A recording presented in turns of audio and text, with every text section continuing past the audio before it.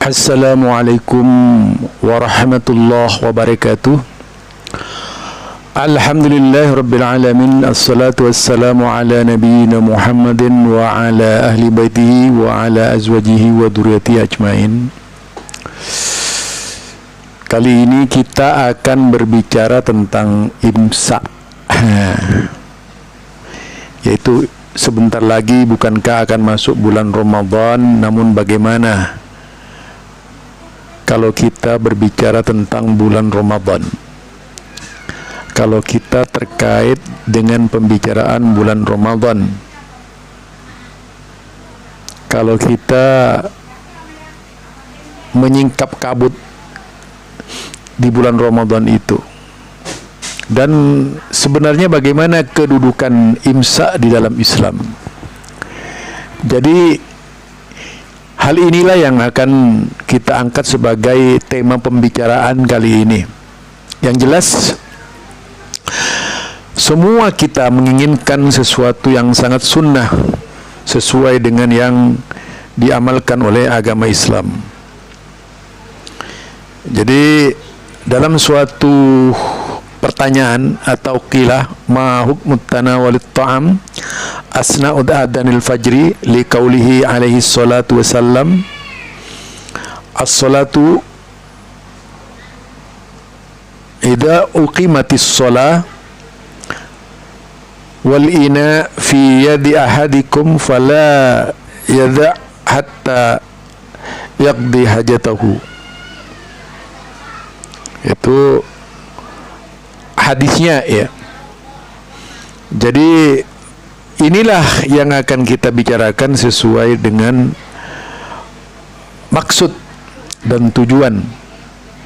Jadi bagaimana hukumnya mengkonsumsi makanan saat adzan subuh berkumandang berdasarkan sabda Nabi sallallahu alaihi wasallam, idza uqimatis shalah wal ina fi yadi ahadikum fala yada'hu hatta yaqda hajatahu. Maka tidak boleh dilewatkan sehingga selesai, yaitu menyelesaikan hajatnya, yaitu melanjutkan minum istilahnya. Nah, inilah yang akan kita bahas sesuai dengan pembahasan fikih secara universal. Jadi fikih secara universal tanpa melepaskan dari isyarat-isyarat agama yang menjadi panduan pemahaman di dalam hal ini, agar kita seluruhnya benar-benar berada pada jalur yang sunnah sesuai dengan ketentuan Rasulullah sallallahu alaihi wasallam. Walaupun memang banyak sekali pemahaman-pemahaman di tengah-tengah masyarakat yang berbeda-beda terkait imsak itu. Jadi al-imsak yang sudah mentradisi, kalau kita lihat di dalam jadwal sebelum sholat, yaitu sekitar 10 menit sebelum adzan ada imsak, orang berhenti makan. Sedangkan imsak itu dari sisi bahasa itu masuk definisi puasa itu. Jadi al-imsak anit ta'am, menghentikan. Jadi menghentikan. Nah, menjawab pertanyaan di atas itu, al-hadis alladzi dzakarahu as-sa'il lam yarwi bihadzal lafz wa lafdhuhu an Abi Hurairah radhiyallahu anhu qala Rasulullah sallallahu alaihi wasallam, idza sami'a ahadukumun nida wal ina ala yadihi fala yadh'hu hatta yaqdi hajatahu minhu. Jadi hatta yaqdi hajatahu minhu. Rawahu Ahmad wa Abu Daud wa sahhahahu Albani fi Sahih Abi Daud wa sayati manahu 'indal ulama. Jadi ini pandangan ulama hadis, diantaranya Syekh Albani juga mensahihkan. Kita tahu Syekh Albani ini memang ini ya, bisa dikatakan fenomenal dan kontra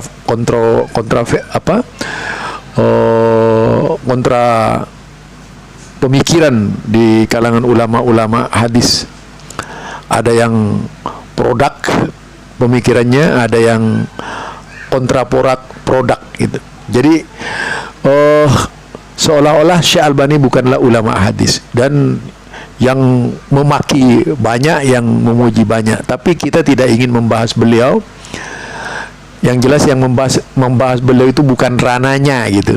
Sok tahu gitu. Bukan rananya. Apalagi kalau cuma menghujat ya. Nah, Syekh Albani ini sebenarnya juga sama dengan Abu Daud ketika mensahihkan hadis tersebut. Karena Abu Daud menyebut hadis itu sahih. Yulzamus sha'imul imsak 'anil mufattarati min tulu'il fajri shadiq ila ghurubisy syamsi. Fal 'ibratu bit tulu'il fajri la bil adan. Qala Allah Ta'ala wa kulu washrabu hatta yatabayyana lakumul khaytul abyad minal khaytil aswadi minal fajr. Famay tayakkan tulu'il fajr shadiq lazimuhul imsak wa in kana fi fammihi ta'am lazimuhu al yalfadahu fa illam yaf'al fasad saumahu. Nah, ini kalau kita terjemahkan,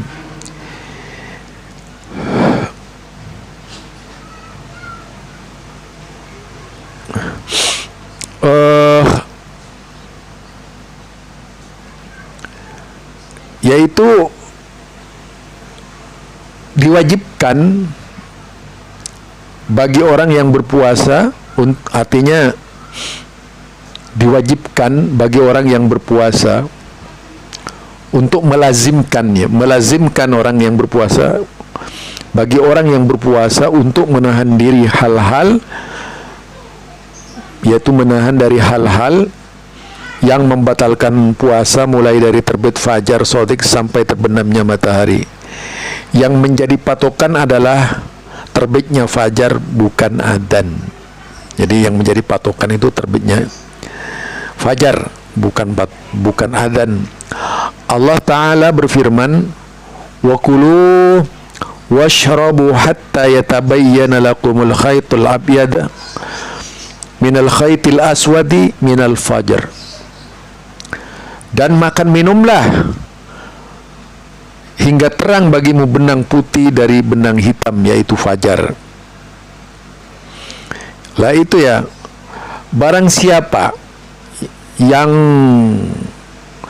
telah meyakini terbitnya fajar shadiq,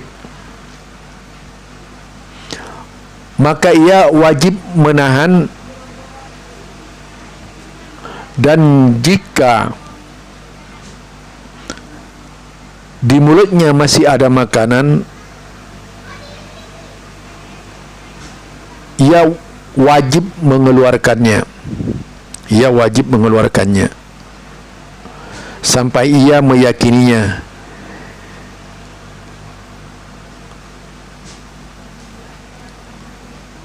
Dan jika tidak, maka puasanya menjadi batal. Itu ya. Jadi di sini kalau melihat dari teks di atas, maksudnya seperti itu.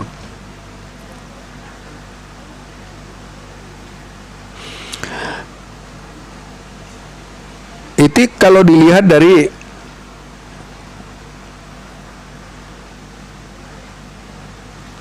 pendapat-pendapat ulama. Jadi saya menyebutkan pendapat-pendapat ulama berkaitan dengan imsak. Tetapi kalau kita itu melihat berbagai pendapat dari para ulama, yaitu pembicaraan tersebut sebenarnya mengacu ke arah mana gitu ya. Kadang-kadang saya berpikirnya seperti itu. sebenarnya mengacu ke arah mana itu?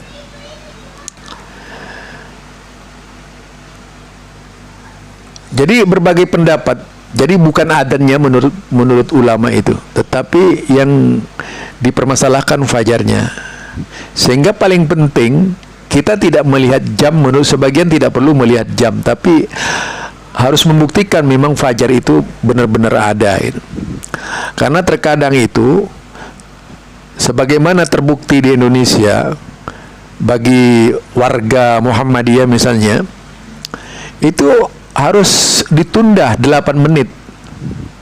Ya, sekalian dengan sholat sunnahnya dihitung-hitung sampailah 20 menit sesuai dengan keinginan yaitu perintis pertama kali itu. Itu kalau di Muhammadiyah. Tapi bagaimana sebenarnya tentang imsak itu sendiri?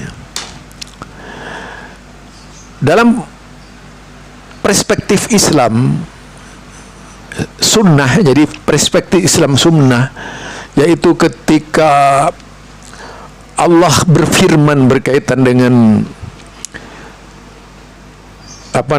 ayat yang umum menjadi sandaran seluruh ahli fikih, kalimat wa kulu washrabu hatta yatabayyana lakumul khaytul abyad minal khaytil aswadi minal fajr. Jadi ini yang menjadi dasar pemahaman dari para ulama-ulama fikih. Kemudian kita dalam praktek sehari-hari Rasulullah Sallallahu Alaihi Wasallam seperti apa, dan para sahabat Nabi ketika itu.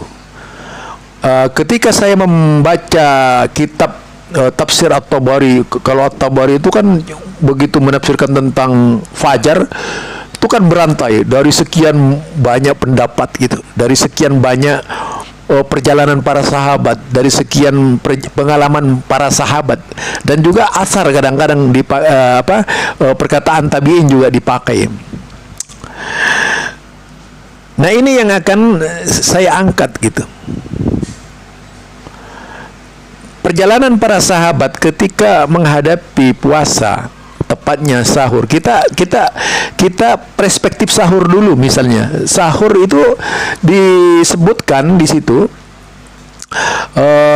umirna bi ta'jil fitrina. Kami para nabi diperintah untuk menyegerakan buka puasa, wa ta'khir sahurina. Ya, wa ta'khir sahurina. Dan mengakhirkan sahur. Mengakhirkan sahur.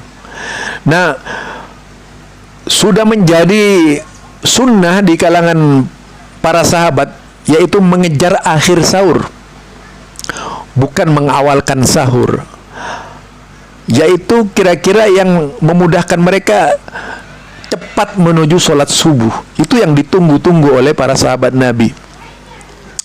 Itu jika kita baca di dalam kitab tafsir At-Tabari, ya, tafsir Bayan itu tadi, yang menjelaskan secara detail di situ dari hadis-hadis Nabi, juga berkaitan dengan sejarah, yaitu tadi khaytil abyad minal khaytil aswad, itu menjadi pembicaraan khusus di dalam At-Tabari.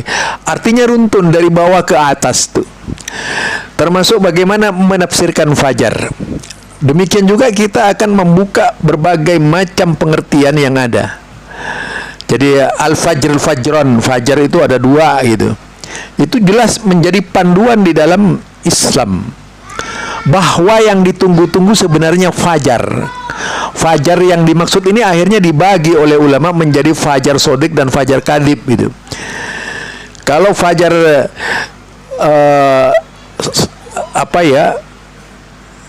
kadib ini disebut sati al-mas'ud, yaitu yang tinggi menjulang itu kemudian menghilang. Sedangkan fajar sodik ini itu mustatir, artinya menyebar di genting-genting para sahabat Nabi, itu menyebar, cahayanya menyebar, dan makin lama makin siang. Itu fajar sodik gitu. Nah, kalau dalam pemahaman sahabat itu, sehingga warna merah itu berserakan di genting-genting sahabat. Itu kalau kita lihat dalam tafsirnya, warna merah berserakan di genting-genting sahabat. Artinya Ini banyak saudara, pengaruhnya kuat terhadap pelaksanaan ibadah. Bukan hanya puasanya, termasuk sholatnya juga gitu. Karena puasa tergantung kepada fajar, sholatnya juga tergantung kepada fajar. Jatuhnya sholat itu adalah fajar sodik. Artinya sholat bisa dilaksanakan, sholat itu bisa dilakukan ketika benar-benar fajar, sesuai dengan tuntunan. Ketika kita sholat kemudian tidak masuk fajar, maka sholat kita itu tidak sah. Itu dia. Makanya di dalam hal ini perlu kehati-hatian kita berbicara fajar ini. Tadi ada al-mustatir, ada yaitu mustatil. Jadi mustatil dan mustatir ini berbeda gitu. Panjang, memanjang, tinggi, memanjang, menjulang, menghilang, warna putih itu. Kemudian mustatir itu yaitu menyebar dan terus menerang. Nah, ini menjadi patokan bagi mereka yang berpuasa ketika itu. Di zaman Rasulullah Sallallahu Alaihi Wasallam, dari perjalanan sahabat-sahabat Nabi itu berpuasa, jika kita buka di At-Tabari, ada yang mereka sedang berjalan sambil makan. Nah, begitu sampai di masjid, iqamatis sholat sudah ditegakkan. Padahal jarak mereka ketika itu ya di sekitar Madinah itu. Jadi sahabat berlomba-lomba mencari makan gitu. Sahur ketika menjelang subuh. Jadi menjelang sholat subuh sahurnya. Jadi tidak dibicarakan. Bahkan ada sahabat namanya, yaitu siapa? Abu Bakar bin Iyas, dia seorang sahabat. Dia menuturkan, kalau tadi Umar pada waktu adzan, ini iqamah. Dia menyebutkan rubama saribtu fi Ramadan idza qala muadzin qad qamatis shalah. Terkadang aku minum di bulan Ramadan ketika muadzin mengucapkan qad qamatis shalah. Jadi bukan jadi kemungkinan maksud adzan yang dimaksud itu, kemungkinan yang dimaksud adzan pada waktu itu adalah iqamah. Ya, ada iqamah. Karena selama perjalanan sejarah yang kita kenal itu muadzin Bilal. Ibnu Maktum ini kemungkinan besar Ibnu Maktum itu adalah orang yang iqamah. Ya, kemungkinan. Di istilah adanian itu dua adan, mungkin itu yang dimaksud. Dari satu fikih lainnya memang menyebutkan ada dua adan, yaitu adan pertama dan adan kedua. Adan pertama itu tadi dikatakan Bilal, adan kedua adalah Ibnu Maktum. Namun hal ini bagi pribadi saya itu sangat masih meragukan yang dimaksud itu apa. Karena tadi ada perkataan Abu Bakar bin Iyas yang menyebutkan, yaitu rubama syaribtu fi Ramadan idza qala muadzin qad qamatis shalah. Jadi ada perkataan sahabat juga ketika mereka sampai di masjid sambil makan-makan, iqamatis shalah. Salat ditegakkan gitu. Nah, ini berserakan di dalam kitab tadi itu At-Tabari. Dalam tafsir At-Tabari banyak sekali disebutkan berkaitan dengan fajar ini dari pengalaman-pengalaman para sahabat. Jadi istabnas shalah, salat telah berdiri pada waktu itu, sudah dimulai salatnya. Ketika mereka sampai di masjid, mereka sudah dimulai salatnya. Karena kebiasaan mereka kalau subuh ini salat sunnahnya di rumah. Itu lagi. Dan kemudian mereka ini umumnya mereka ini melakukan sahur di jalan. Kadang-kadang yang pernah di zaman Rasulullah juga ada beberapa sahabat itu sedang makan sahur. Kemudian Rasulullah Sallallahu Alaihi Wasallam, ada orang adzan, tunggu dulu, masih teman-temanmu masih belum selesai makan sahur. Jadi kita berpikir sampai di sana, imsaknya di mana itu?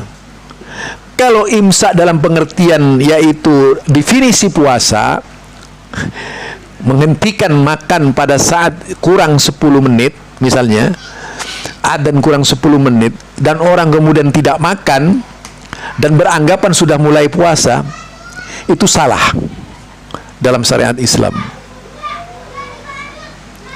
Ya, itu salah dalam syariat Islam. Karena telah menciptakan permulaan puasa 10 menit sebelum adzan. Jika melihat dari praktek fikih tadi ya, praktek perjalanan sahabat-sahabat Rasulullah yang begitu banyak. Ini tak mungkin saya membaca semuanya. Nah, dari keterangan ini juga kita melihat dalam definisi fajar ini di zaman sahabat, bahwa itu warna merah yang menyebar di genting-genting sahabat. Ini juga harus menjadi tolak ukur kajian ahli fikih lah. Jangan berhenti dan sudah menganggap itu sudah selesai. Karena kenyataannya ada perbedaan di Indonesia ini, yaitu Muhammadiyah dan NU.